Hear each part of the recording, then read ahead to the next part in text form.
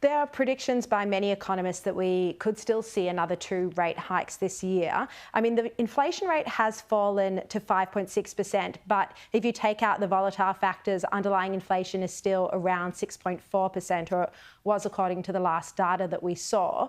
Do you think we need to see the rate rises if this is where inflation is sitting? Well, Sharri, I think it's important to point out where the inflation came from in the first place. Most of it was caused by supply disruptions coming from COVID, as well as the Ukraine invasion by Russia. On top of that, that's a supply contraction. But on top of that, there was a strong demand coming from government spending as well as loose monetary policy. Now, what we've seen in the last few months is that the supply disruptions have really come off a lot. The markups of corporations have come down dramatically because the prices for energy and food and agriculture have really washed out of the system. So that means that we're getting a bit of a deflationary cycle coming from the overseas economies.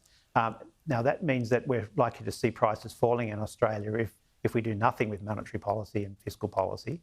And so I think now is the right time to pause. We probably still need to get the interest rate up relative to where it is, both because we still have high inflation and we're still much lower in interest rates than the rest of the world. But I think the data for the last few months has changed my mind as to how quickly we do need to get interest rates into the high fours. I think that's really interesting what you say, because I know we've been seeing reports that there is deflation in China, but I haven't really seen people say that that is going to have an impact or that's going to happen here in Australia. Instead, you know, we've heard people like Angus Taylor speculate that we actually could be entering a period of stagflation. But you think inflation will fall just naturally?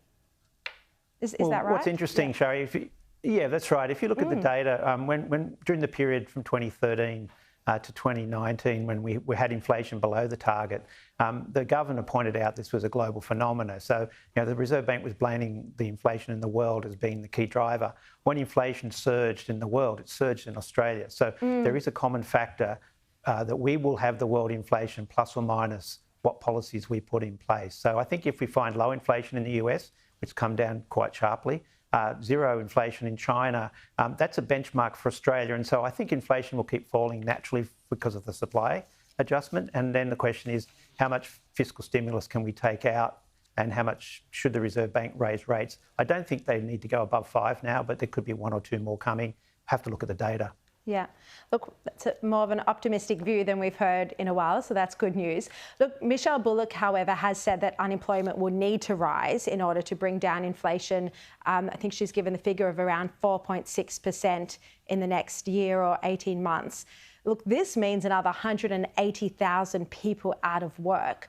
This is going to be very difficult for a lot of families, given the cost of living pressures that Australians are already experiencing.